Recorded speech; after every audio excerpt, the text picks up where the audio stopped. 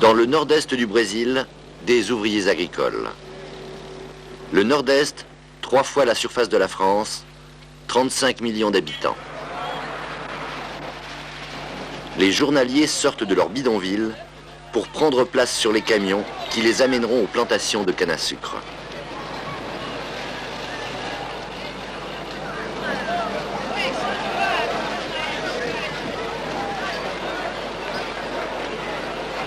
Dans toutes les régions du Brésil où domine la canne, des centaines de milliers d'hommes, femmes, enfants quittent les villes chaque matin à l'aube pour tenter de gagner leur vie sur les plantations.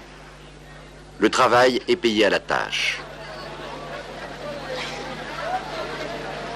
Todo canto esse negócio, por aí, por todo canto. 900 aí em Paú é 900, e é 2 dias, pau sangue é 2 dias numa conta. Ali dentro em Paú Velho. Nous recevons 900 cruzeiros par tâche, 10 francs. Il faut 2 jours en général pour venir à bout d'une tâche. Davantage encore quand il a plu. Les gens ont faim. 2 dias, eu bati foi 2 dias. Olha aí. Terra para cavar parou. Nous recevons 12 francs par tâche accomplie, mais aucun n'y arrive en une journée. Le travail est bien trop dur.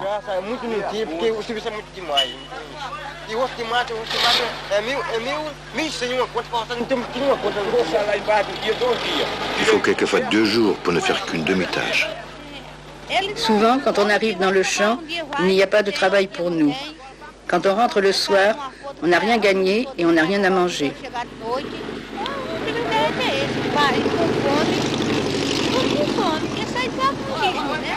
On est du matin au soir dans les champs, sans avoir rien mangé.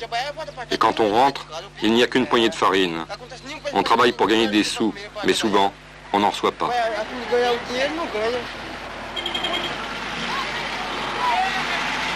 La sous-alimentation chronique ne se lit pas sur les visages. Elle agit sournoisement en minant la résistance aux maladies. Fomos expulsos dos engenhos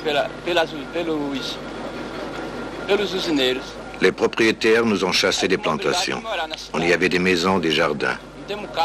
Maintenant, nous sommes forcés de vivre en ville. Il faut payer un loyer, l'eau, l'électricité. La paie ne suffit pas pour acheter le nécessaire. Corta a cana, menino, que o feito está te olhando. Corta a cana, menino, que o suor já está pingando. Menino não aprendeu nada, ler também não sabe não.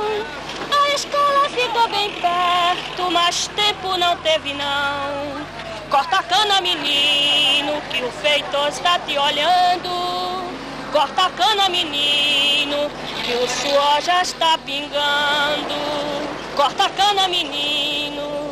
Corta a cana, menino. Corta a cana, menino. La récolte de la canne dure 6 mois environ. Le reste de l'année, de janvier à août, on ne coupe que pour faire des boutures ou pour fabriquer de l'eau de vie. Pendant ces 6 mois, il y a peu d'embauches. Les propriétaires étaient convenablement nourris. Un nègre n'était pas seulement un capital qui rapportait par son travail, c'était aussi le père de petits esclaves, valant plus tard leur pesant d'or. Hommes qui en sont responsables. Que faites-vous avec cela? On le mange. Le sururu a le goût de poisson. Nous lavons ce coquillage et l'assaisonnons comme du poisson.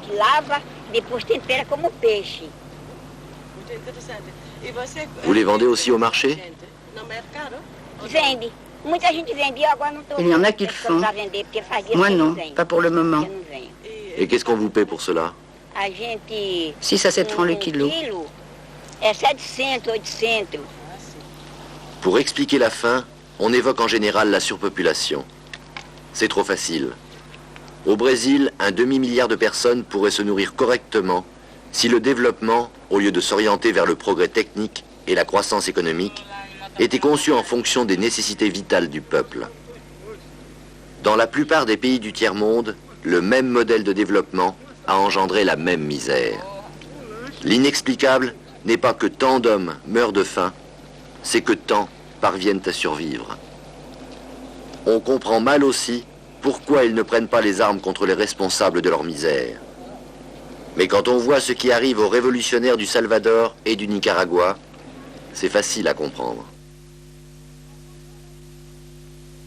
Corta a cana, menino, que o feitor está te olhando. Corta a cana, menino, que o suor já está pingando. Menino dos pés inchados, atoladinhos na lama. Quer descansar, mas não pode, porque o feitor reclama. Corta a cana, menino, que o feitor está te olhando. Corta a cana, menino, que o suor já está pingando. Menino